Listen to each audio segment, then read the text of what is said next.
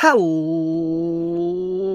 everyone, and welcome to the Never Open Podcast, the podcast open to everyone, especially Aussie fucking Osborne. My name is Luke Sims Jenkins. I am your host of the Never Open Podcast, and with me, as always, is Mr. Andy. Sorry, Mr. Andy. Hello, Luke, and hello to the listeners, and goodbye to Ozzy Osbourne and a few other people too. Unfortunately, have passed away in the past couple days. It's wild. It's like a bunch of celebrities just died. And we're going to talk about it a little bit. We're also going to talk about the G1 nights 3 and 4, by the way, too. Oh, we're most definitely going to talk about the G1 nights 3 and 4. Before we go on to a somber note and then pick it back up with some motherfucking G1. There are ways that people can contact and interact with us if they wish to. We are on the Blue Sky. I am at Grumpy2EB. Mr. Guy is at Drucifer Tweets. Collectively, we are at neveropenpod.bluesky.social.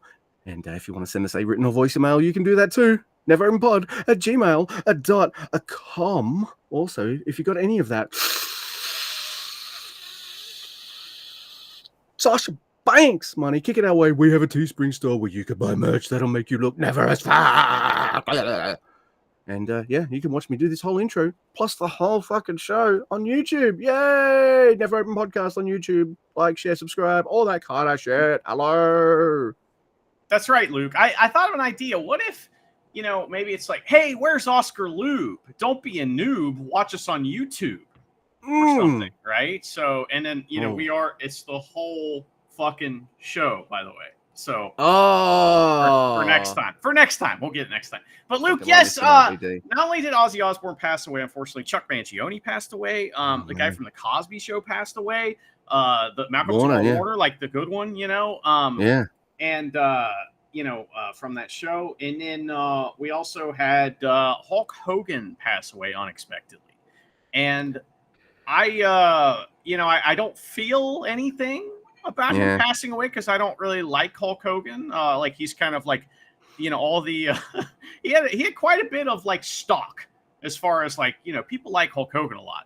And think about how fucked of a person you have to be and act like to remove all of that stock, pretty much. That's what's happened over the years. So he sucks as a person, but it is impossible to deny his effect on pro wrestling and the fact that it is popular in a lot of ways because of the boom that he created. He also worked in New Japan a little bit, and he is famous for saying that the IWGP belt is the most important belt in professional wrestling. And I know he was working brother, but he was right. Yeah, hey, stopwatches twice a day, right? Yeah, right under at that time the Never title hadn't been. There was no Never title yet, so everybody take it easy. Well, you're gonna be a bad motherfucker to get that belt, and he definitely was not a bad motherfucker. It's funny to me because I knew all the pills and vitamins and all that kind of stuff. Pills and vitamins, just vitamins. Take pills. Take pills. I'm taking them. Look at these guns. That's right, brother. Make sure you take your somas before bed. Sorry, I didn't mean to go there, but I knew of even if I wasn't a huge wrestling fan at the time, everyone knew who Hulk Hogan was and that whole face American guy stick. But to me, when I started watching wrestling, he was Hollywood Hulk Hogan. And over the years, learning about Hulk Hogan, the kind of person he was backstage, and just learning about the kind of person he was, he suited the Hollywood Hulk Hogan persona a lot more than he suited the persona of all round American man. So yeah, he's all right. He might not have been the most technically savvy, gifted wrestler of all time, but I enjoyed his heel run. I enjoyed some of the things he's done. It is the way it is.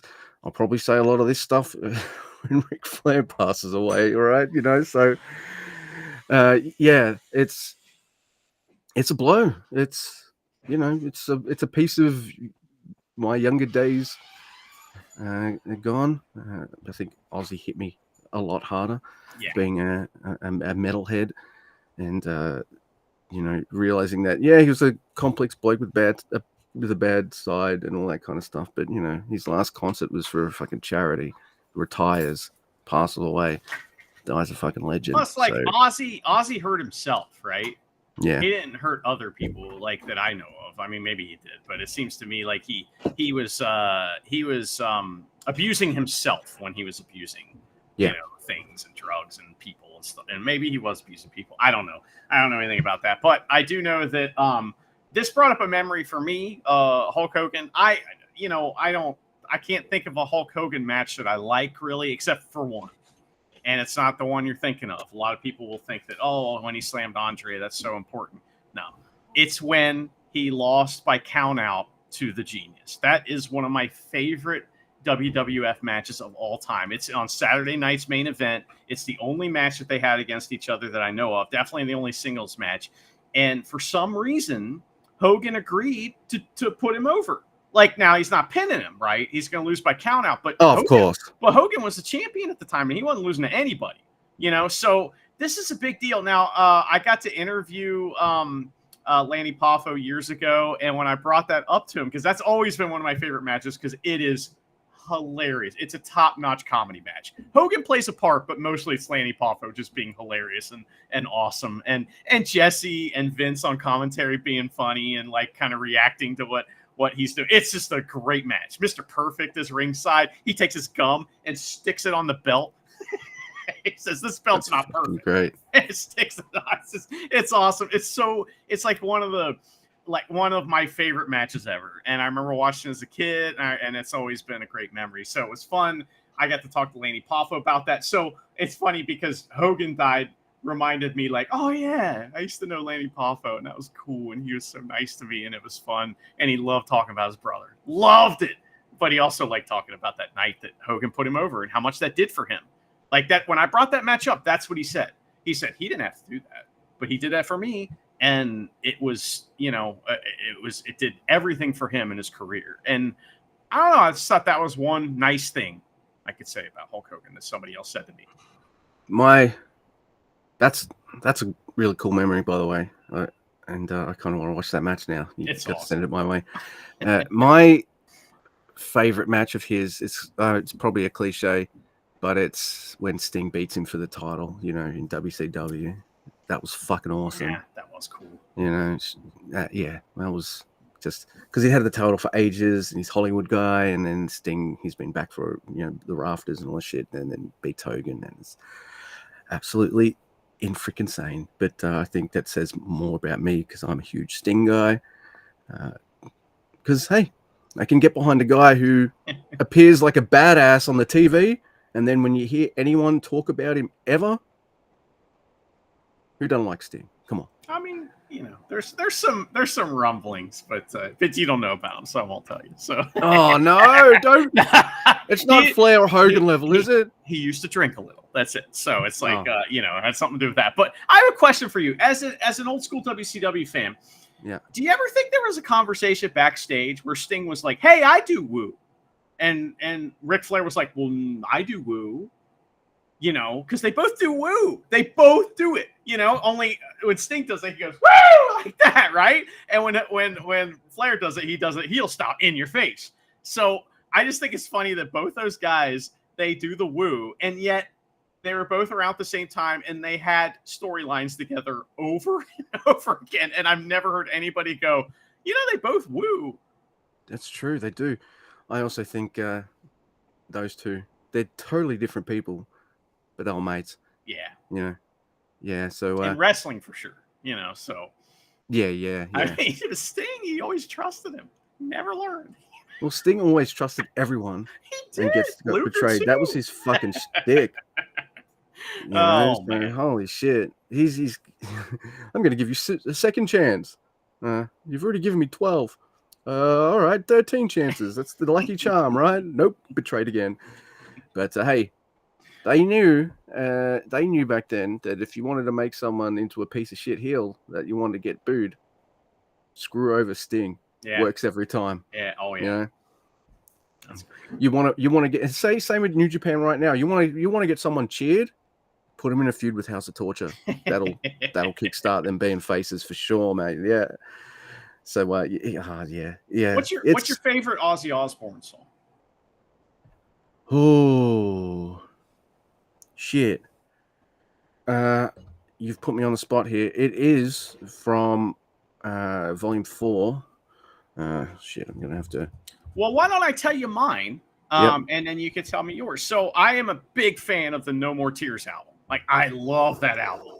And like, I don't know if there's a bad song on it, but man, people have been playing Mama, I'm Coming Home. I don't know if it gets any better than that. You know, I know it's like a ballad, but it still rocks, and that guitar solo is fucking, well, there's two guitar solos. They're both fucking amazing. And I was highly inspired to play guitar by that song. Like, that song, I was like, dude, I've got to learn this song. You know what I mean? So like that when that album came out too, fun story, that came out like 94, 93, something like that. Maybe a little later. I'm not sure, but it was a long time ago. And when that came out, Ozzy announced at that time it was going to be his last year touring. So that year's tour was called No More Tears, No More Tours. He did the Terry Funk. Yeah. So I was Terry Funk guy in music. Period. By the way, the song "Mama, I'm Coming Home" was written for Ozzy Osbourne by my hero and man whose band I have tattoos on my arm, Lemmy Kilmister. That's right. Yes. Yep. Great song. So I fucking love that song too.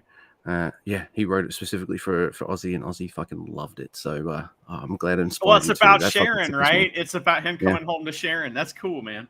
Yep. Mine's Supernaut from Volume 4. I mean, I love maybe Tommy's guitars are a big reason for that as well. But I want to reach out and touch the sky. Yeah, I won't butcher the rest of the song, but everyone who's heard Volume 4 by Black Sabbath will know Supernaut. That for some reason, look, I love Iron Man and Sabbath, Bloody Sabbath, and the hits, and I could just go on. But for some reason, Supernaut, it's my sweet spot. Yeah. I love those Black Sabbath music videos where it's them just on a tie-dyed field. You know, just like the giant Tama drums. I used to have a Tama drum set with a big 24-inch bass drum. Oh, man. I love Black Sabbath. I love that shit, man. But you know what else I love? Is it New Japan? New Japan Pro Wrestling. Yeah, fuck yeah, man. Me too. Look, I'm glad we had a bit of an Aussie chat too. So thank you for that. I appreciate it. We had to. So. Yeah. So we are it's night 3. We're at the Sunday Sun Plaza. Yeah. And great venue. I don't have I don't have mega notes for the preview takes, and I'm not apologizing for that because that's what they are. But we have Walker and on the call, but later he's joined by Drilla, not doing the cartoon voice. So much better when he just does. He's got it turned up to like 4 instead of 11, with the voice. So I like that. Well, you do commentary more times, you get used to it, you get comfortable. Absolutely. I think he is. Excuse me. I agree. He is definitely Belch. Yeah, I agree. That's definitely staying in. But I think he is wonderful on commentary. He's got a really good way about him of, I'm going to put these guys over. They're in a different faction though, so I'm just going to put a bit of that in there. And then when you see one of his boys out there, especially, it's going to be David Finlay tonight, just to see just how he talks about his leader is really cool. So, and I feel like he stays in a mix of in character and him, and agree, which makes me think like I would love to have a beer with this man. I think it would be a really fucking good time. Oh, you're not drinking beers; you're drinking highballs. Oh, that's right. That's what the War Dogs drink is highballs. All right, now because the heavyweights are giant pussies who can't do every tournament show as just a non-stop tournament action. Damn, bro. We I'm joking. There was a couple nights in the Best of Super Juniors, the preview tags. Not many, but there were. All right, so we start off with Sho Mikato. Oh, poor young lion's got a tag with a friggin' nerd. He's like, why can't I tag with Taichi? God damn it! No, you're not. You're tagging with Yoshi fucking Hashi, who's he's annoying me a little bit. You used to like him. Remember when you used to like him? Yeah. What was that all about? It was the underdog thing, man. He's not an underdog anymore. No, he's an overdog for sure. Yeah. Now he's just a dude with a giant penis who wins too much.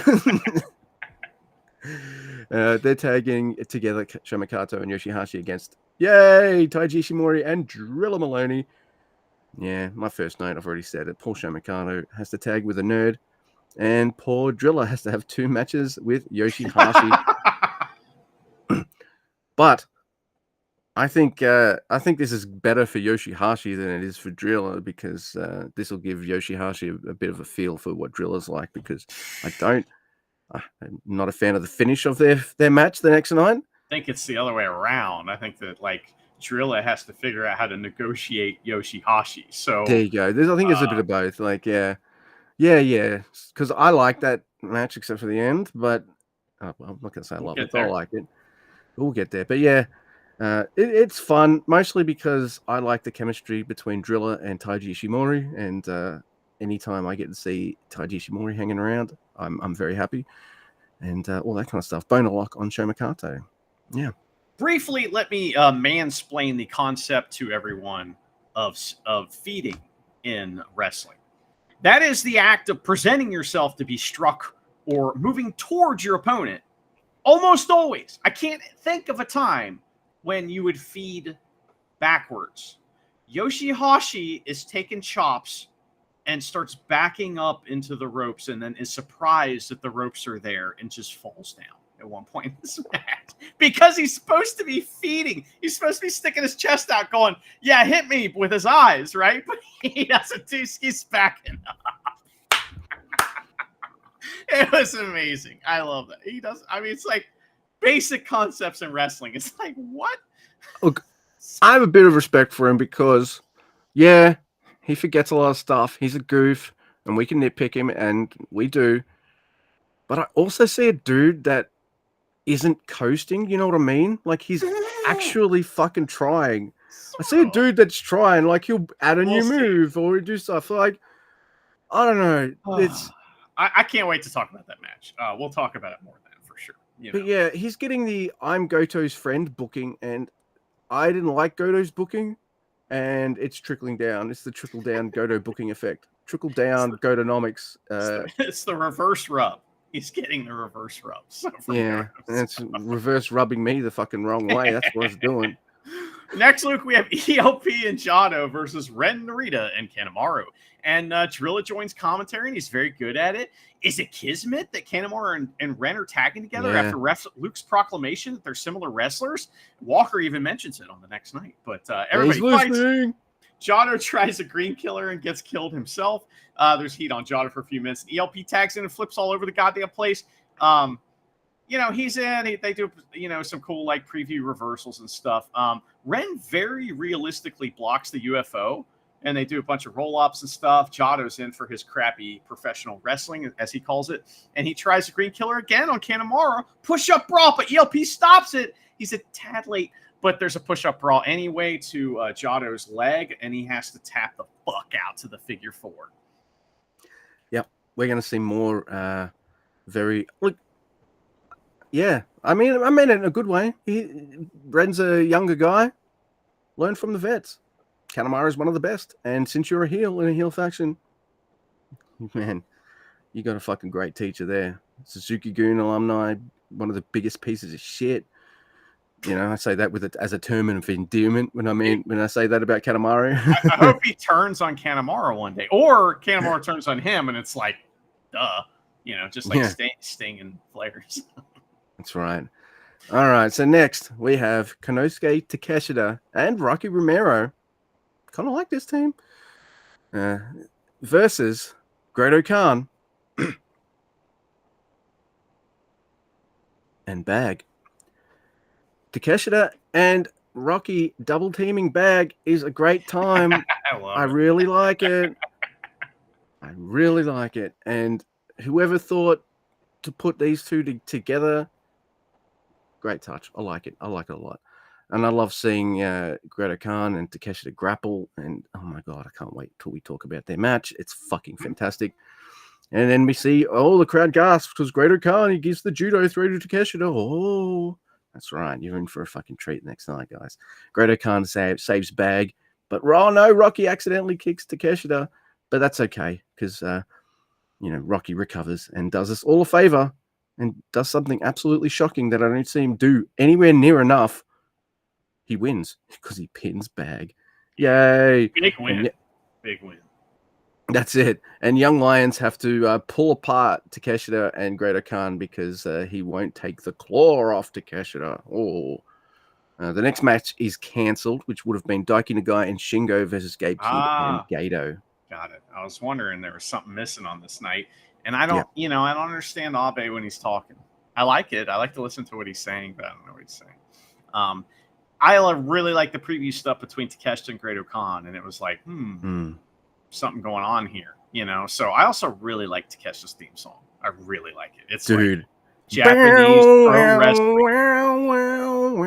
Yep, that's how it goes. It's like a Japanese pro wrestling theme song. You know what I mean? It's up there with like, Kushida and High Energy and shit like that. That's like, it's up there, So, Luke, let's get into the block of the G1.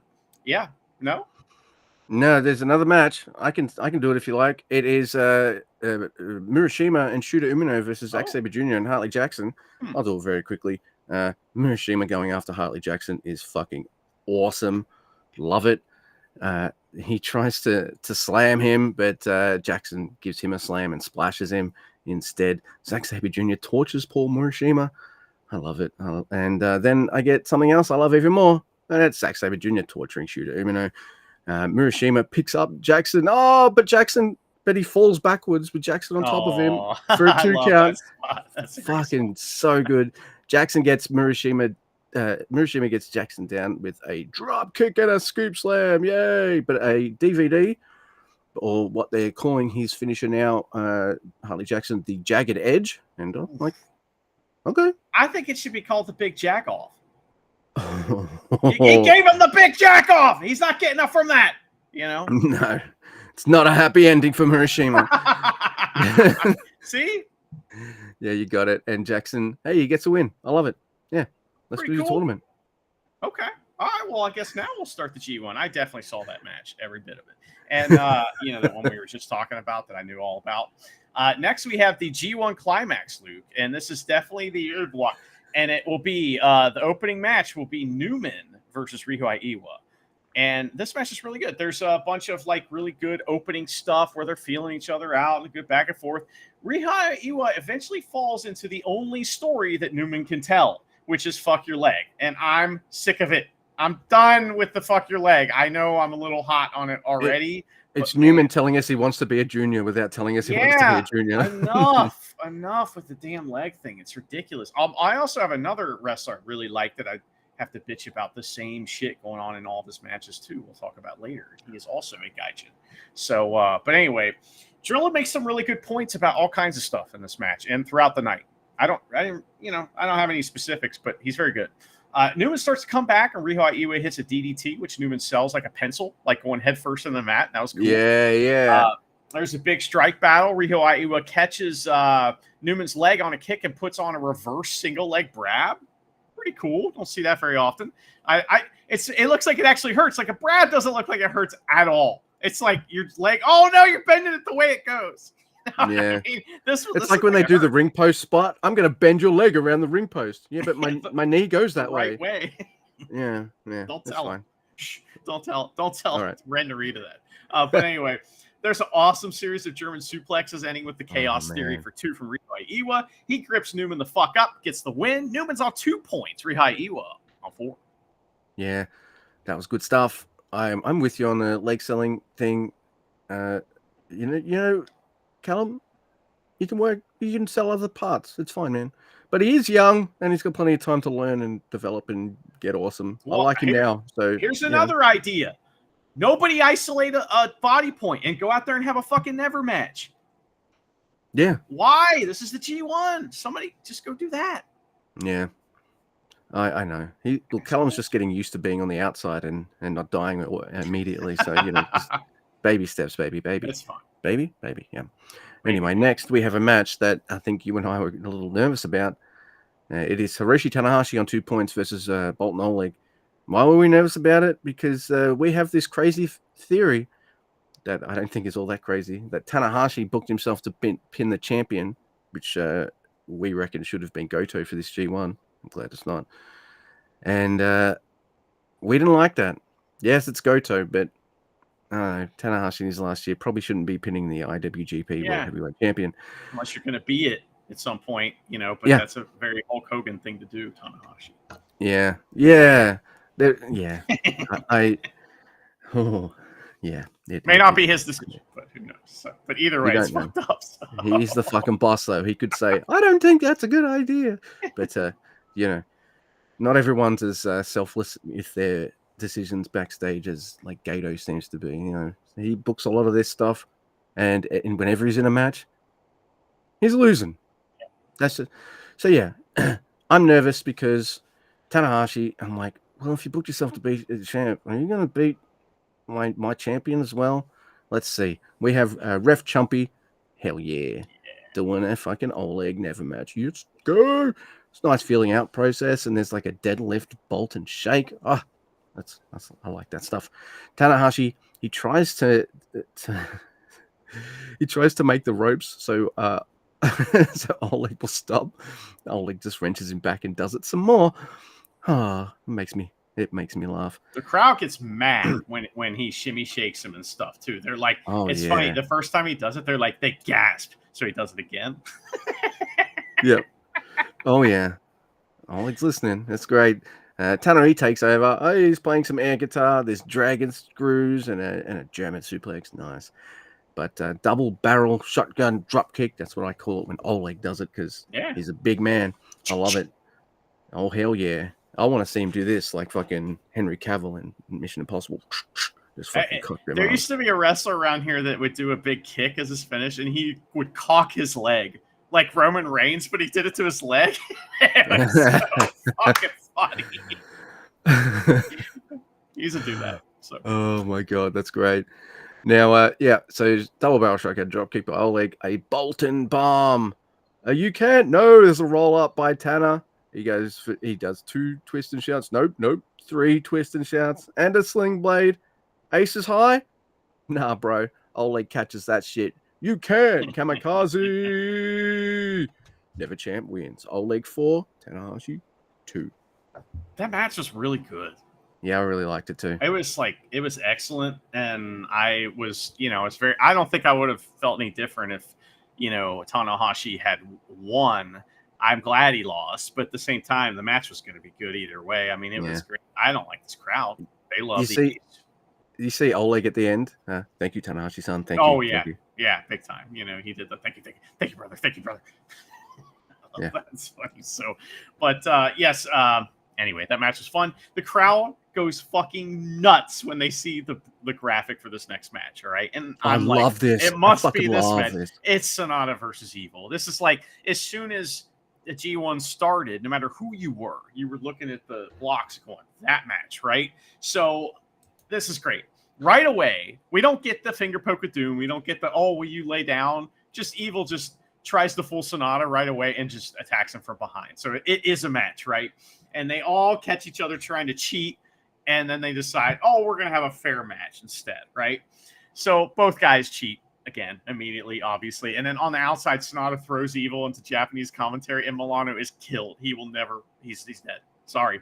I mean, we lost Hogan. We lost Ozzy Osbourne, Chuck Mangione, and RIP to Milano Collection as well. So, because he actually, normally they just kind of set someone near him and he falls over and acts like it's the worst thing ever. The whole table got taken out this time. It was awesome. I think Milano loves it. Of course. Because I don't think when they were faces, because he can't really do it now that they're heels, but when they were faces, he was a huge cheerleader for Evil and Sonata.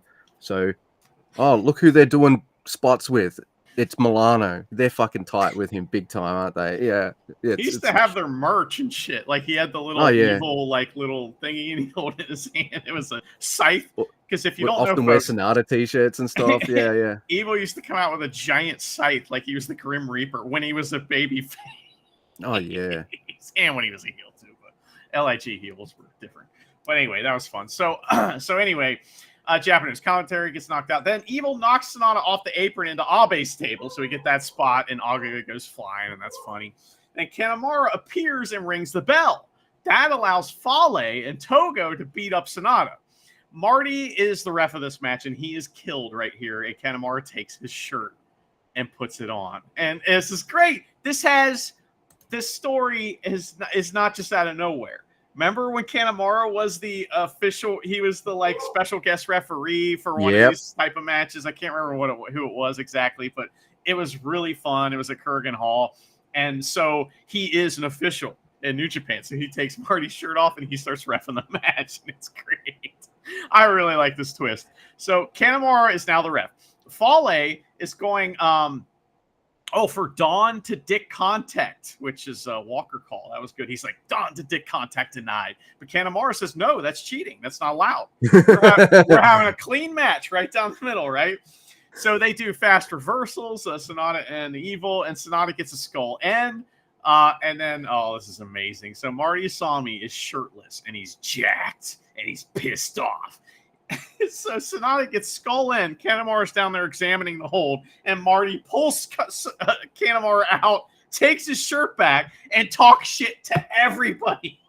I fucking marked out, and I know you did too. Do not fuck with Marty. And Sonata gets up in his face, and he pushes Sonata down, and Sonata sells it like, what? And then quick roll up, Sonata wins. House of Torture makeup after the match, and Drilla says that's sweet. Sonata has 2 points, Evil has 4. I thought that was a top-notch, Bullet Club versus Bullet Club style match. We don't have that anymore, but that's what this was. Oh my god, I was already enjoying the match, and then they went the extra step of Kanemaru pulling Marty out, putting his shirt on, and then Marty getting his revenge, pulling Kanemaru out and putting his shirt back on, and yeah, this was great, and everything in this is kind of smooth and stuff. Like both these guys, Evil and Sonata, have like a really high wrestling IQ, I reckon. That's true. Let's do the shifty fun stuff. Nailed it, because Sonata's one of my favorite Yano opponents. So he might have that stone cold face, but come on, he can have fun. But when you get let's do technical stuff. He's one of my favorite Zack Sabre Jr. opponents because they can just. Yeah, and then Evil, he's got this balance as well. Like, if he wanted to be, he could be a never guy for sure.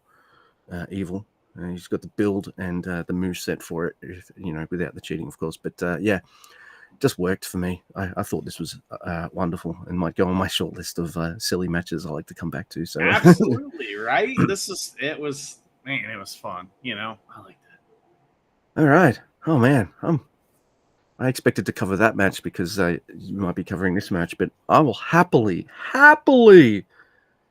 take this match. It is Taichi on 2 points versus David Finlay on 2 points. I'm happy with the ending of this, but I would have been happy either way because these two guys can fucking go. Oh my god, this match is clever as fuck. I love it.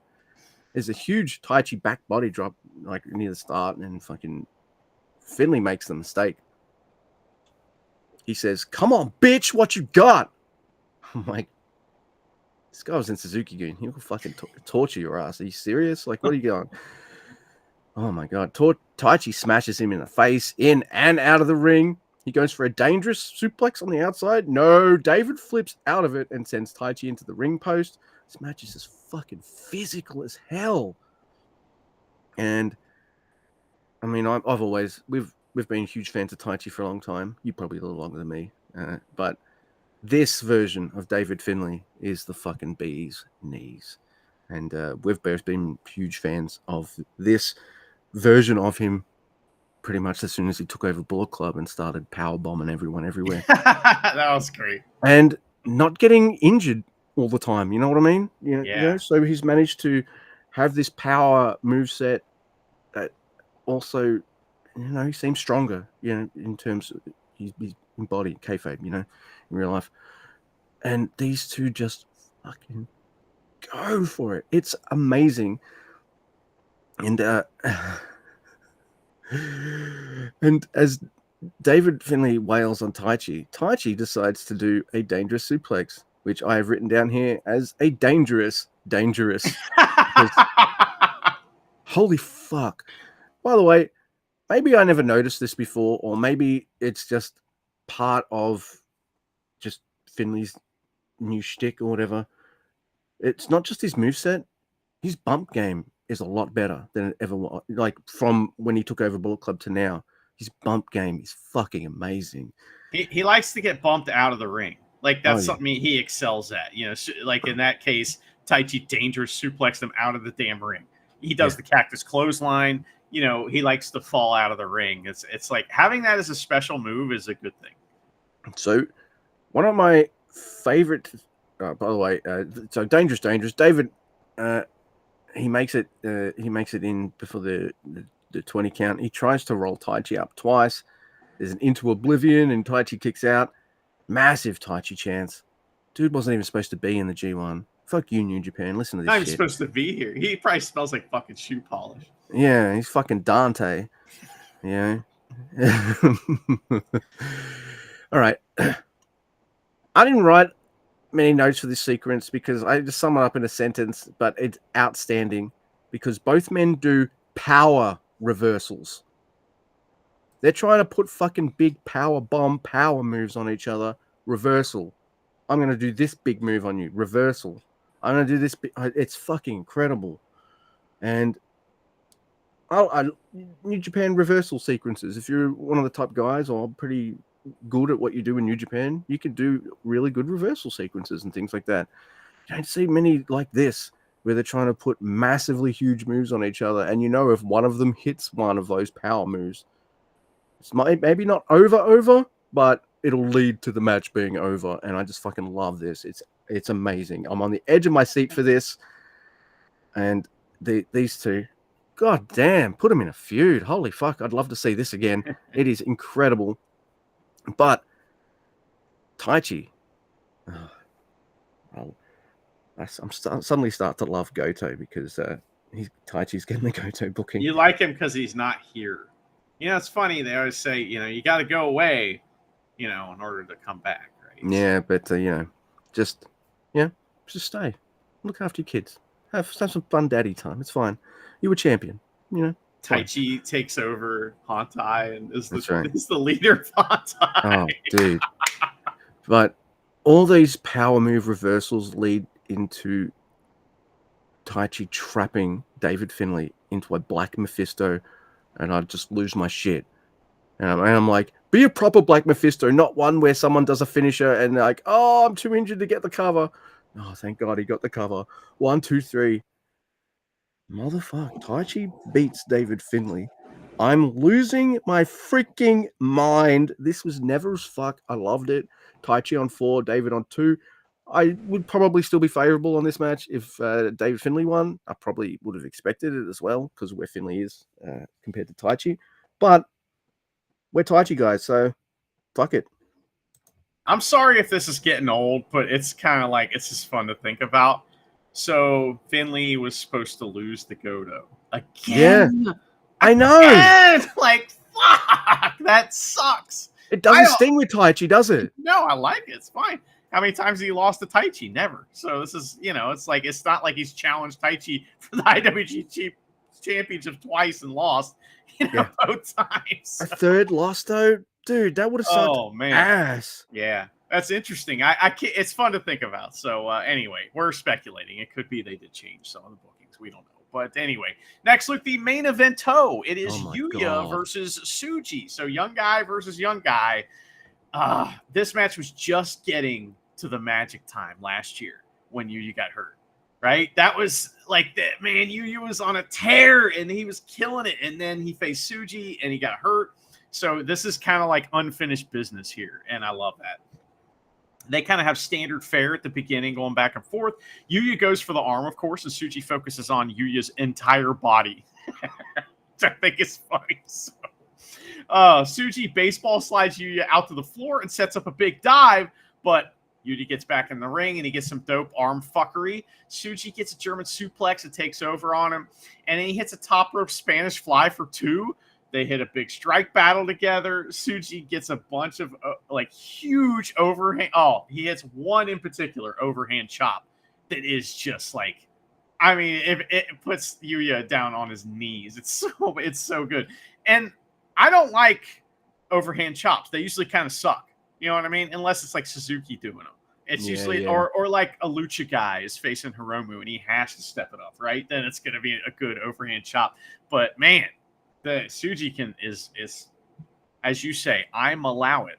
So Yeah, I'm and allowed. I'm endorse it. Also, So look at Yuya's fucking chest, mate. Like, it's fucked up. And his fingertips too. You can see oh that's yeah, that. Oh man, it's bad. Anyway, that was it's great. like So you they had fucking branded him. Fucking hell. like he's a Yellowstone, you know. He's on. Yeah. He's on fucking Duttons are gonna have him murdering people soon. Take But Yoshi to the train station. there's a Bouye strike battle, and then Tsuji hits another huge overhand chop that sends Yuya to one knee. Then two hand chops from Yuya, and the camera misses a really good drop kick from Yuya. Yeah. Because it's just the wrong angle. They rarely fuck anything up like that. But there's a high fly flow attempt from Yuya, and Tsuji waits for the Gene Blast. He just waits and gets it for the Gene Blast afterwards. There's an arm drag counter, and Yuya tries the deadbolt.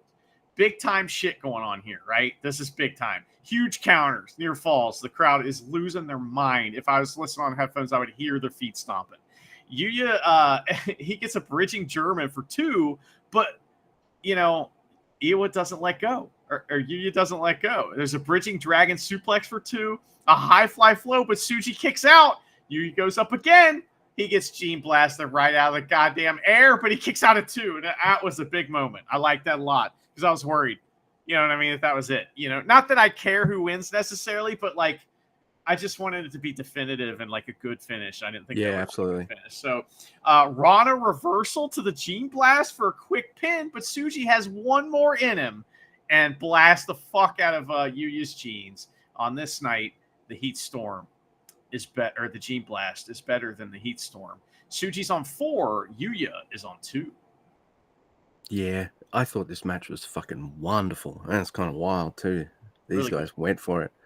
Hey, you two future stars in the main event, and they went out and showed why they're not future stars. They're fucking stars right now. Right. Good call. You know, so I absolutely love this. This is fucking wrestling art, and I would like to see more of these guys beat the shit out of each other. And yeah, I mean, I really like Yuya versus Iwa as well. So we're gonna get Yoda Iwa. Oh my god. You know, we in that match too, we saw a little bit of arm fuckery from Yuya, but it wasn't just that, right?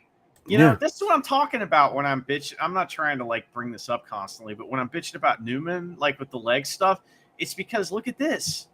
You know, I know this is the main event, it's got a little more leeway, but like, just do that. Two guys doing their best to beat each other, not necessarily healing out on one another, you know, just because that's what wrestling's supposed to be.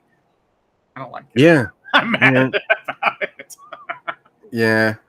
I know, because I think it's because you like Callum and you want to see some more awesome shit. I get it. Creative. Yeah. I want to see creative matches too. Remember the Best of Super Juniors and how creative the matches were, especially guy, flippy guy that did the flips down Ninja the aisle. And, yeah, Ninja Mac, remember? And there was a bunch of guys who had like really, really, you know, I mean, I know the tournaments early and I just shut the fuck up. I'll shut the fuck up. Oh, well, don't, because you can start night 4. Okay. Night 4, same building, right? Yeah. Less people. A lot less people the second night, seems like, man. I guess, you know, they were there to see Taichi in the main event, I guess. But anyway, Walker and Rocky are on the call. And Rocky is interesting. He's not really in character. You know, like he's reminded to be in character sometimes by Walker's. Like Walker's like, I'm surprised to hear you say a nice thing about that face over there. And then Rocky's like, well, you know, I'm doing my job here as a commentator. So like it's interesting, you know. Whatever. Sonata and Kanemaru are facing Yano and Bars. Hey, they're you know, we got a lot of cool shit in this match. We got Yano and Sonata against each other, and Bars and Yano tagging up again, and Kanemaru. Yeah, it's great. House torture. Awesome. They attack, and Sonata throws Bars into the chairs and gets water all over Rocky and Walker. Mostly Rocky though. It's soaking wet. So there's heat on Yano, and Yano pulls some hair and tags in Bolton. Kanemaru interrupts the shimmy shake, and Bolton suplexes both of the House of Torture guys and shimmy shakes Sonata. Canadian low blow. The crowd is really into Sonata for some reason. Like, he gets a huge pop just for tagging in this match. It's like, why? I mean, I Have like you- him too, but Have you guys not been watching New Japan? Like, there's a ref bump. Kanemaru misses the whiskey spit, so Yano loads up, and he has to wrestle for a little while with a mouthful of whiskey, which is, it can't be whiskey, otherwise you wouldn't be able to do that. Of But you course. can see him like somebody kicks him, and he's like, "Why are you kicking me?" You can see him in the eyes like, "You're not supposed to be kicking me right now." And anyway, he gets a whiskey spit, and Kanemaru and Yano pins him. So yeah, this is great fun. What an opener. Yeah, I saw this and I was like, oh, and Hooligan Yano. Is that an odder team than Yano and Ishii? I don't know, man. It's an odd couple for sure. Next we have Yu Uemura and Sho Mikato versus Callum Newman.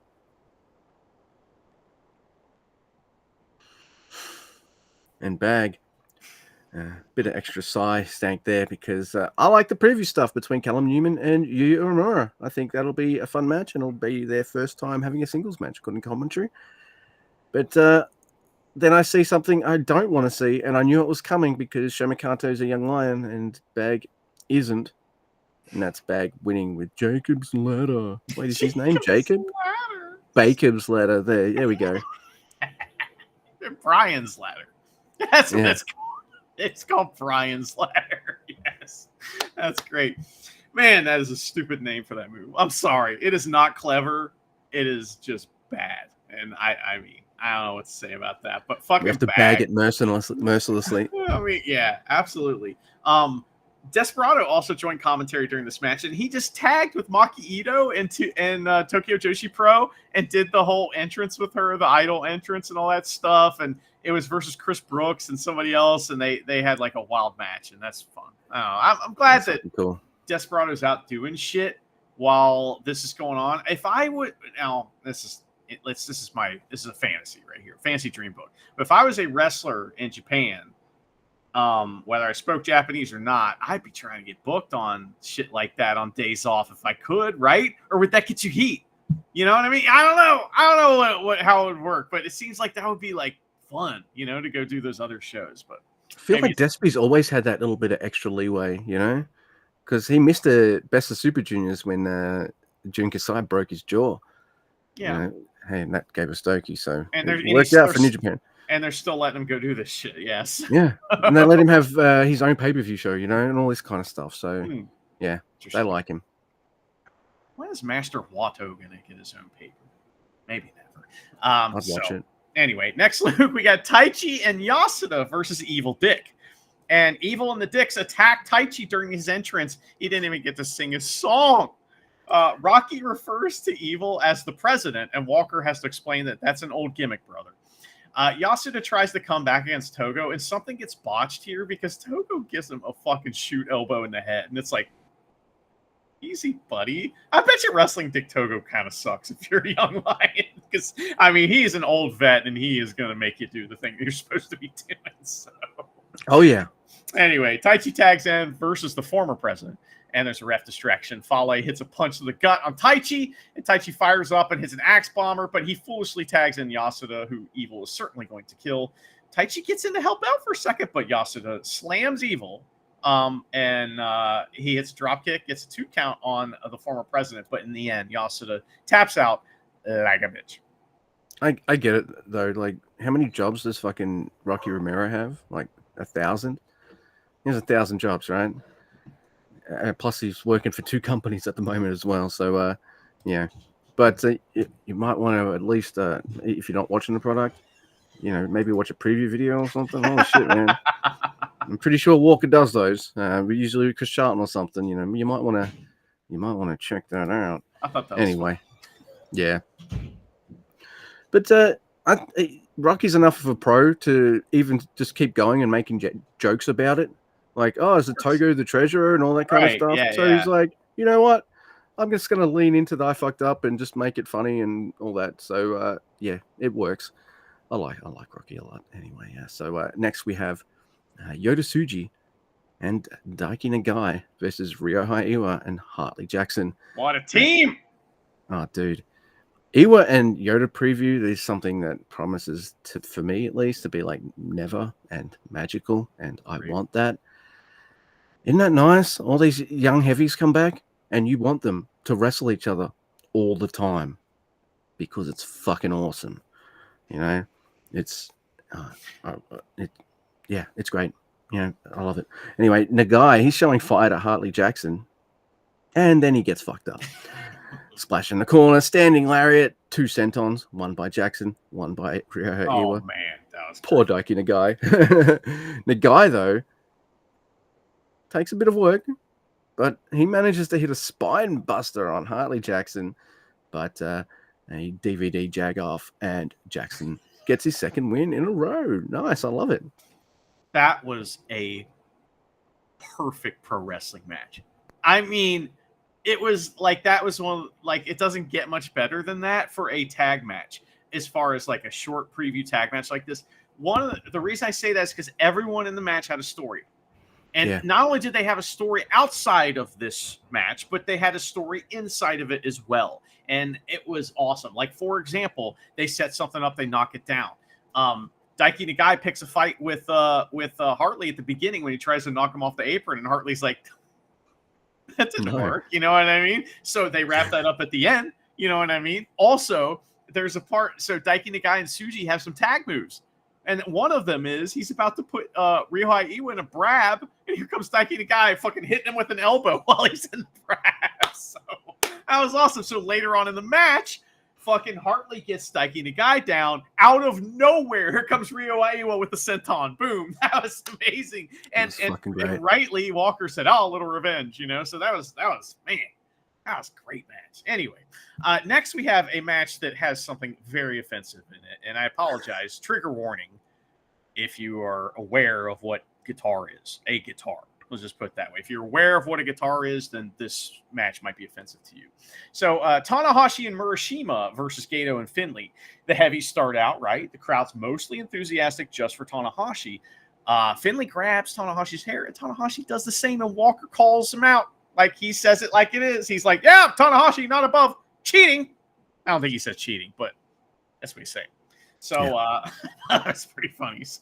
So Finley gets a little revenge by intentionally messing up Tanahashi's hair, which is fucking fucked up thing. That's almost like beating Goto in the first round of the G1 when he's the champion and you're the president. You know? So that's a pretty fucked up thing to do. So Murashima, this is when the offensive things happen. And then again, I'm sorry. Tanahashi and Murashima look at each other, and they both know. And they play air guitar. Well, Tanahashi plays air guitar poorly. He always has. But Murashima does something else. It looks like he punches holes in a air guitar. And he's very enthusiastic, and it makes me upset. He hasn't gone to guitar classes. No. But I do like that Rocky was quick to pick it up. There's like, I don't think he's ever played air guitar before. It looks so stupid. And it was a lot of fun. But that's what I like about Rocky. He might not have known maybe some of the long-term storytelling or anything like that, you know, because he's been in America doing stuff. But he gets the stories of the matches. Oh, yeah. That are in front of him and can just gel with that. So, yeah. But his call, I don't think Murashima's seen a guitar before. It's fucking amazing. Finley fights for us all, and he beats the shit out of Murashima. In the ring, on the outside, Gato's beating the fuck out of him. It is a brutal fucking heat section, and it's entertaining because it's not just some boring grabbing a guy's leg and holding on to it. It's not some boring bullshit like that. It's fun. And even one of my favorite guys is getting beat up, and I'm like, yeah, fuck you. It's great. So you embarrass yourself. It's time for a beating. That's right. You just offended everybody, you know.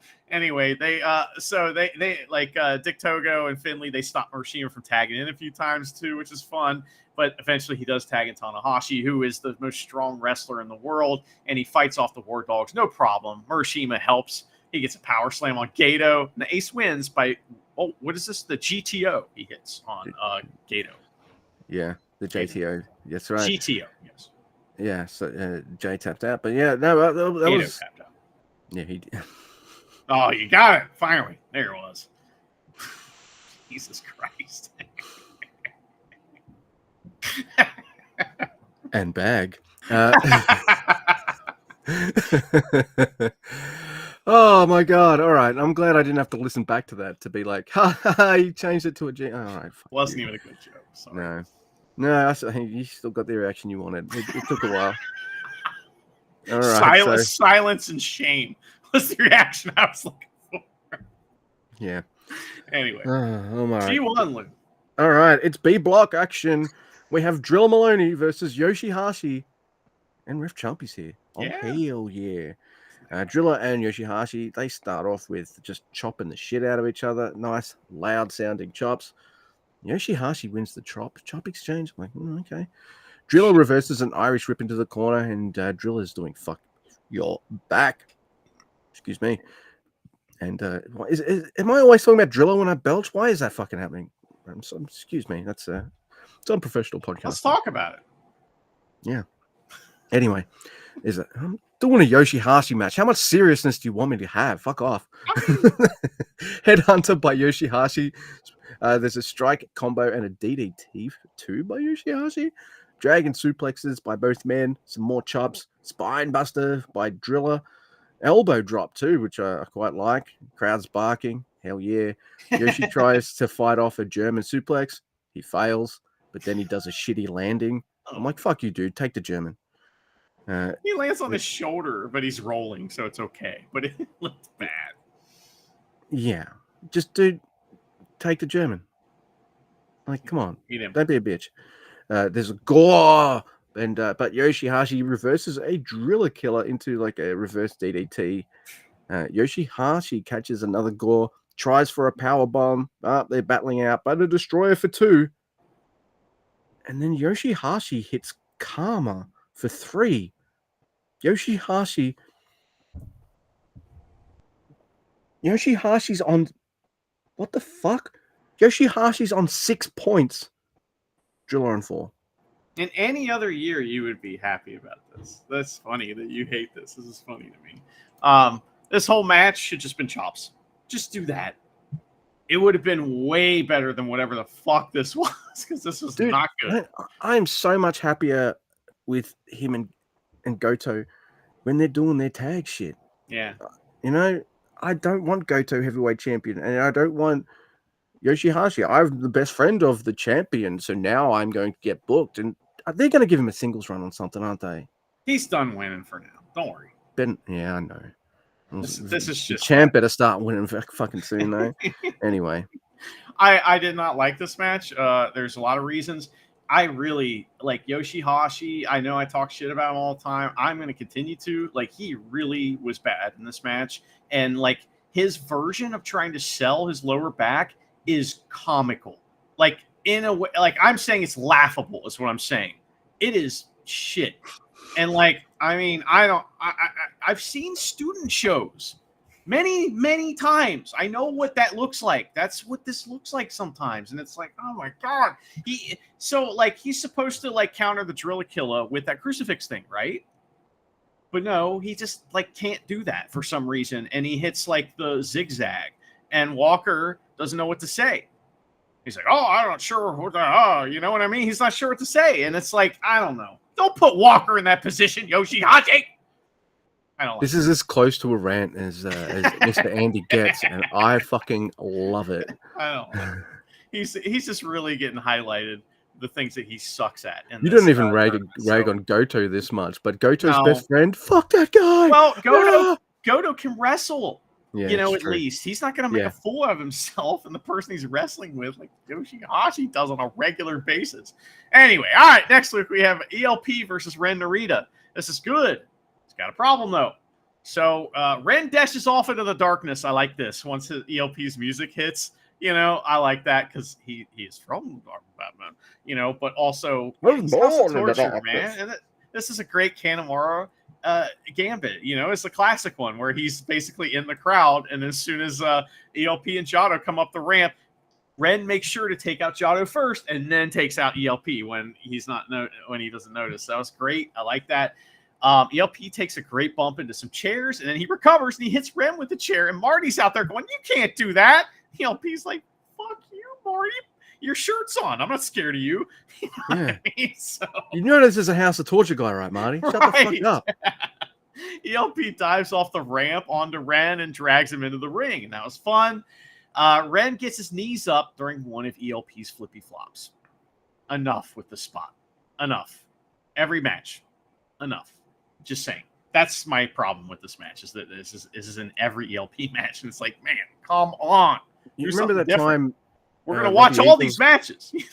Remember that time Robbie Eagles had a move that just didn't work for us, and he kind of stopped it. What was it? I can't remember. I don't even care anymore. Like, it just, can someone else listen to us and be like, hey, but Robbie Eagles is the fucking man, so whatever. But I just want to talk about Robbie. Sorry, keep going. This match is I like it. There was some knees up shenanigans going on in the Best Super Juniors, and as soon as we start talking about it, it stopped happening. So maybe it's just putting it out there. You know what I mean? We're just putting it out there into the void, and the void picks it up sometimes. So anyway, all right. So Ren uses this window that he created by getting his knees up to start some fuck you leg, right? Walker notices the Kanemaru Ren parallel that we talked about on the last episode. So he talks about that a little bit. ELP comes back and gets his back to his flippy flopping ways. There's some pinning reversals, which are not very smooth at all, but they're not bad. There's great breaching German from Ren for 2. Ren gets the push-up bra, and Marty gets pushed down for trying to stop him. ELP accidentally drop kicks Jado in the face. Like, it is a good one. It's great. One of my favorite parts of this match that is a problem with the match, but it's so funny, is that ELP at no point is concerned about that or worried about Jado. Doesn't even look over and be like, oh no. I'm in the G1, motherfucker. You're like, I got better things to worry about. He's like, oh, the Young Lions are they're down there. They'll take care of them with their ice. Bags of ice. So that was really funny. All right, so that happens. All right, and then push-up bra. Sudden death for 2 after ELP handstands out of the double cross. That's something else that's going to get old, I think, in this tournament. So I think that's one of the reasons that they're moving away from that as a finisher, is because there's only and doing the Hell's Gate thing. It's like one way to counter it or whatever. So, but there's a rope walk thunder kiss, which is cool. Because ELP's like, oh, I'm going from the corner. No, not close enough. He walks down the ropes and then jumps off. It's awesome.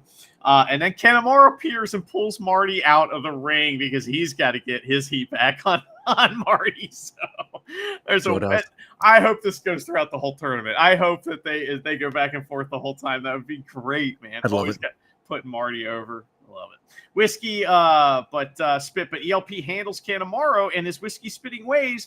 And at first he handles the push-up brawl too, but there's a low blow attempt. He handles that. But in the end, it's a low blow double cross guillotine knee. Ren beats ELP, another champion. He's taking out all the champions just like Tanahashi. Ren has 4 points. ELP has 2. I mean, Tana lost against the Never Champ, but yeah. I know, he did. My favorite was always seeing Ishii beat all the champions, So yeah, I always fucking love that shit. I am really enjoying Ren Narita in this tournament. I agree. Yeah, and yeah, I guess I won't talk about it again too much, but I like who he is being inspired by lately, and it's really cool. So yeah. Anyway. Let's go to a fucking never as fuck awesome, super fucking amazing, super awesome fucking, oh my god, I get to talk about this for a couple minutes kind of match. It is the Great Khan versus Konosuke Takeshita. That's what we're here for, right? This is what the G1 is for. It's for this. Last couple of years, you and I have said, don't look at his score, just look at his matches. And I'm meaning Great Khan. He's doing it again. And also, Konosuke Takeshita is fucking special. Agreed. He's got an it factor. I'm kind of glad that he had a run on with our title. Wish he was in Japan more with it, but that's he's like one of those wrestlers that puts everybody over that's near him. If you're near him, you're better, right? Yeah. That's like the quintessential pro wrestling champion guy. That guy. He's got a how I feel about him, which is why having a totally different moveset. A moveset that's more to my kind of liking. I like it. Okada's moveset. You were comparing him to Okada. Yeah, I think so. I don't know if he'll ever have I don't know. He makes everyone look better, and he makes everyone think that he's about to lose, and then he doesn't here, and then he wins. I I think don't know. I think that Okada is more of the classic style of that, in the Yeah, vein of your Ric Flairs, right? yeah, Whereas I think Takeshita is something new, I could see that. Yeah, something different. You know what I mean? Like where yes, he does that, but the ways that he does it is just different somehow, and I can't put my finger on it yet. I'm not sure I can either. I'm going to try to. It's never style, but this match is fucking awesome. They feel each other out. Goto Khan gets kicked hard, but fires back with a judo throw. Takeshita is sent front first into the railing. Ouch. Goto Khan body slams Takeshita on the railing as well. I Very like that. nicely. He's very Yeah. nice about Oh it yeah. too, which is great. I don't mind if it's nice. No, I get what they're doing. So Takeshita sold it to like Platoon, like the fucking cover of the movie Platoon. that's how you sell your back, Yoshihashi. Yeah, So no yeah, shit. I get what they were doing with that, and I'm allow it. Goddamn, Takeshita eats a fucking pump kick to the back and an apron uranagi.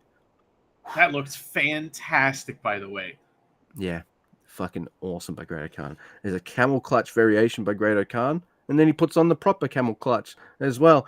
Takeshita gets to the ropes and stuff, but Great Khan's like, I'm going to sit on this guy. Takeshita's like, no, and punches Great Khan in the face. And then Takeshita gets to the middle rope and he goes, woo! And then Great Khan slides under him and he he makes Takeshita's face hit the top pad. And then he's like, fuck you. I'm getting at least one sit down this whole freaking tournament. And then does that. As a suplex by Takeshita. Takeshita jumps from the middle rope for a head scissor takedown. That looked really cool. Tope con Hiro by Takeshita and some amazing reversals, but Great Khan gets a flatliner and an elbow to the back of Takeshita's head. Both men invite each other for strikes. Great Khan with the hands behind his back pose, and Takeshita's like, I can handle strikes too. Let's fucking go. Love it. Takeshita hits a rebound German suplex, but Great Khan hits a fucking huge lariat. There's like a cobra claw twist by Great Khan. Takeshita rolls out of the gory special and power drive knee and blue thunder bomb for two. Awesome spot. Awesome spot. No one's usually got an answer for when Great Khan straps him to his back and does the gory, right? Takeshita, man, he's ready for that. Boom. What a fucking nifty reversal. Oh, I loved it. Massive top rope senton for two by Takeshita. And Great Khan, he's like, oh, fucking, I'm going to TTD on this motherfucker. Boom. Eliminator, though, no. Poison Rana and a power drive knee. Great Khan kicks out and claws him. Fucking gnarly looking reverse flatliner move now. Great Khan eliminator. No, arm drag by Takeshita. Punch to the gut by Great Khan. But raging fire. Takeshita on 4. Great Khan on 2. This my shit. It's great. Like this is why we watch the G1. It's because shit like this happens on a random night. That's just how it works. And like, man, that's one of those matches that when we get to the end of the tournament and we are, reminiscing about the tournament and talking about our top 5 matches of the G1 Climax 34, we'll be talking about this match, I think, a lot. 35. It is the 35th one. I'm stuck in the past, Luke, as you know. You are in the future. Luke, we have the main evento of this Next night. Sunday, AD. Yes. And it is Shota Umino versus Zack Sabre Jr. Now, when I saw that this was the main event, I wasn't very excited about this, honestly, because we've seen it before. But if you remember, I believe it was in the G1 where the first time we saw something from Shota Umino, and it was versus Zack Sabre Jr. And it was like, okay, as this match goes on, they remind me of that. It is also the Wrestle Kingdom main event, so this is a big match. I guess it didn't draw that well, though. Interesting. Ouch. Because I think it's the shooter factor. I mean, it could be. I don't know. You think the champion, would draw on the right? face. Yeah. I don't know. That's disappointing, but maybe that's one of the reasons they don't usually run in the same night or same place 2 nights in a row. I don't know. Maybe the overall take was good. I don't know. But these guys get after it right away, right? And I know this is going to be somewhat long, and I was in the back of my head thinking, time limit draw, maybe? Now they don't act like they're going to do a time limit draw, and usually we can tell a little bit. You know what I mean? Yeah. So I was like thinking to myself, if this goes to a time limit draw, they are fooling me big time, and I am like hoping for that because I want to praise these wrestlers. So anyway, so Zack Sabre Jr. goes fuck your leg. Oh no, it's Shota that goes fuck your leg right away, and he gets that going for a bit, and then Zack cuts that shit off and starts making the kid pay, and Shota doesn't show any fire, so Zack spits on him, and normally I don't like that at all. It made a lot more sense in this context. Usually it's like usually it's the guy down that spits. You know what I mean? In this case, it was the other way around. And I don't know. I don't like spit. I would rather you fake spit. That's good enough. You know what I mean? If you have to do the spit and just go and nothing comes out and we get the point. But he hawked the lug. It was gross. You allow it. I don't endorse it though. You know, right. So it's just important. There's a distinction there. So. That brings the aggression out of Shota though. And they exchange big strikes in the corner. This match is what you would refer to as a 3/4 shoot match. It is very stiff. It is as stiff as you're going to get without it being like Noah main event where they don't care about head injuries. You know what I mean? It's pretty snug in there. Shota goes back to the fuck your leg with some cool leg hold that looks very painful. It's awesome. He gets an STF and Zack escapes, but it takes him a while, right? And he has to try it a few times. And he is not like Zack's struggling, but he's not easily moving into some other move, right? Yeah. Like Shota's got him, and like he's selling it that way. That's how you do that, Yoshihashi. But anyway, Shota takes a bunch of strikes, and then he throws Zack face first into the corner, and like gets it. This is not something you see very often either. So Zack's huddled in the corner, like in the fetal position, kind of, and here comes Shota with a big knee to the back, right? And then they climb up and he gets a super kick. That was cool. There was another running knee in there somewhere, but there's a big drop kick from Shota, and they have a running lariat fight. Crucifix into a wacky armhole from Zack Sabre Jr., and that goes on for a few minutes, and you think he's got him. You know what I mean? But no. There's a rope break, and then Zack gets in an argument with Red Shoes, like about the rope break. What was he saying? Hey man, you should call the match. You see what's going on here? Is that what he's saying? Yeah, I think so. Okay. Like, is he getting the Sun leeway? Like, right. Is that what's happening? Are you showing favoritism? You should have called the match instead of giving him the time to get the rope break, even though he did just give Zack Sabre Jr. an hour to get his rope break. So, yeah, right. So like Zack Sabre Jr. is the heel in this match. Do what I say, not what I do. Right? Like, come on. So I like that. It was fun. And then Red Shoes goes on a like overcompensation, just like rant where he's ranting without using his words. So he's just making all these wild gestures, and it's really funny. So that made me laugh. It's a serious match, but it made me laugh. So there's big kicks from Zack Sabre Jr. But Shota fires up right into a big lariat. Shota gets one of his own, and Zack Sabre Jr. does this like he can bump like this, where it looks like it's not a bump. It looks like some goofy guy trying to do a bump, but it looks nasty at the same time. It's like, I don't know how whenever he flips or something, because he's not supposed to flip. He's Zack Sabre Jr. He doesn't flip. He doesn't leave his feet, right? So like when he does, it's supposed to look unnatural, and it does. And it's a very, very detailed thing that only Zack Sabre Jr. does, which is great. So there's a running knee for 2 from Shota. Zack a driver, but Shota kicks out. Roll-ups and cool pins are exchanged. Shota hits a massive lariat that sends Zack Sabre Jr. spinning in that goofy way. He hits his finisher, and Shota wins clean. Zack Sabre Jr. is putting everybody over this year. Big night for Shota Umino. The match was truly great. Zack Sabre Jr. has 2 points, and Shota has 4. It's funny, right? Like, I will talk shit about Shota Umino all the time, but you want me to talk good things about Shota? Have him wrestle Zack Sabre Jr. because I fucking love this match. This is great. I love it. And he kind of still needs this big rub from guys because, I don't know, whatever they're trying to do with him, I don't think it's fully working as much as they want it to. The crowd isn't fully behind him, all this kind of stuff. His moveset and his in-ring is there. It's fucking there, right? Yeah, I've got absolutely no issue with that. But, you got to have that kind of character to kind of go with it. and I don't think he's 100% there yet. But for some whatever reason, ever since that first G1 match they had together, I'm invested every time these two wrestle each other. So yeah, this was really good stuff. I saw this was the main event, and maybe if it was a different shooter match, I'd be like, oh, okay.